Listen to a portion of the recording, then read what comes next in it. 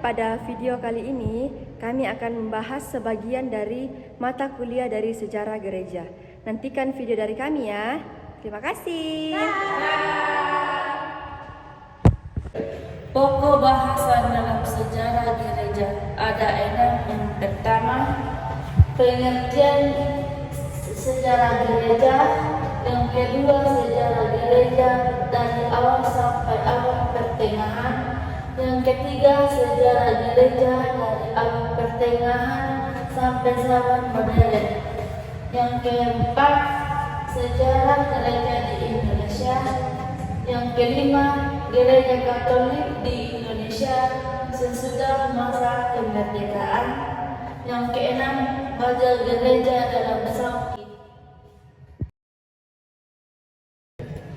Kemudian sub-sub pembahasan dalam sejarah gereja di bab pertama ada 5, yaitu yang pertama ada sejarah, yang kedua ada gereja, yang ketiga sejarah gereja, yang keempat sejarah gereja sebagai ilmu, dan yang kelima tujuan mempelajari sejarah. Kemudian pada bab kedua ada 3 suku pembahasan. Yang pertama, pendirian gereja sampai Edik Milan dari tahun 30 sampai 313.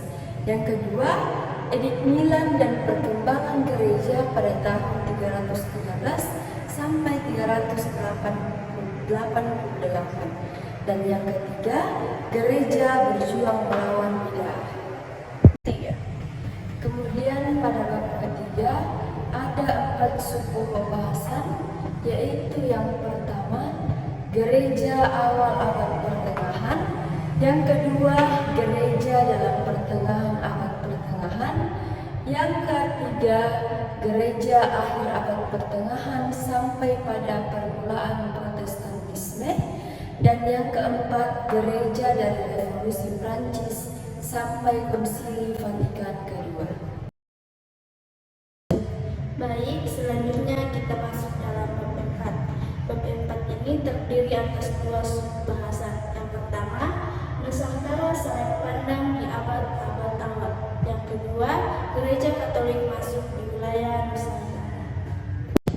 Baik, sekarang kita masuk dalam bab 5, di mana bab 5 ini terdiri dari 3 pokok bahasan. Yang pertama, pengaruh politik setelah kemerdekaan terhadap gereja Katolik.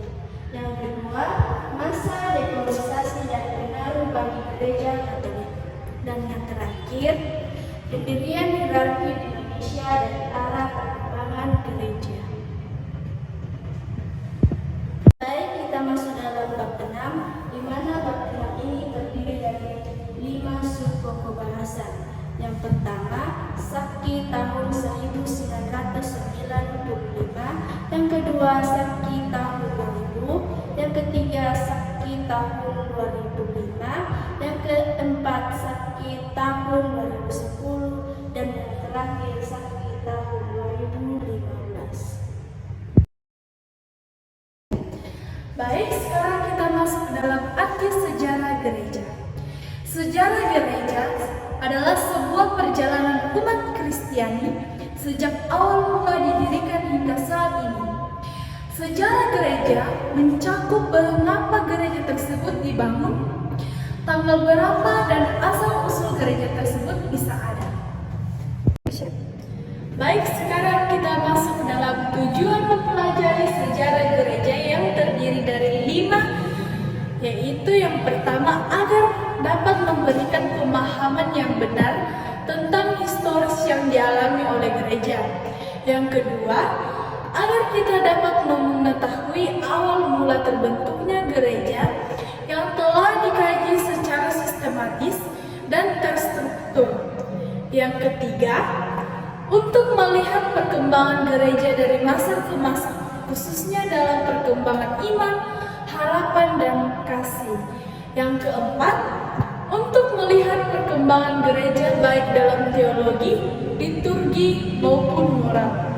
Dan yang kelima, membantu kita lebih bijaksana dalam berinteraksi dengan orang dalam maupun di luar gereja. Sejarah gereja Indonesia sesudah masa kemerdekaan terbagi atas 5 tahap penting.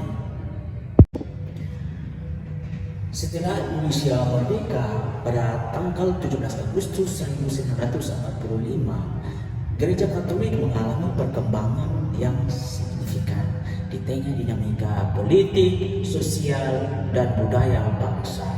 Secara garis besar, sejarah Gereja Katolik Indonesia setelah kemerdekaan adalah sebagai berikut. Yang pertama, masa awal kemerdekaan pada tahun 1945 sampai dengan 1950, di mana pada masa ini Gereja Katolik mendukung perjuangan kemerdekaan Indonesia 100%, sehingga para misionaris Katolik bekerja sama dengan masyarakat dalam bidang pendidikan, kesehatan, dan kemanusiaan.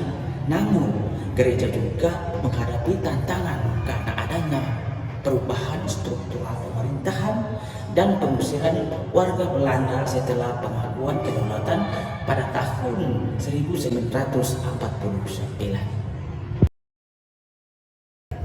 Yang kedua adalah pertumbuhan institusi Katolik.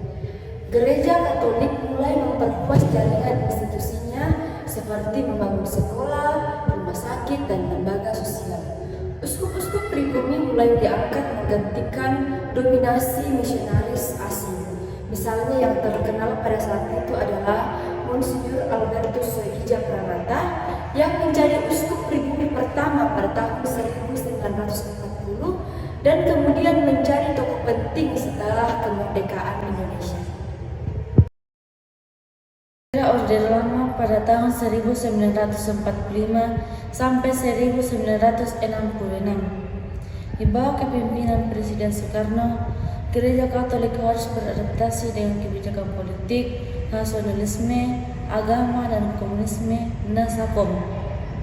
Meskipun mengalami ketekanan politik, gereja tetap aktif dalam pelayanan sosial dan pendidikan.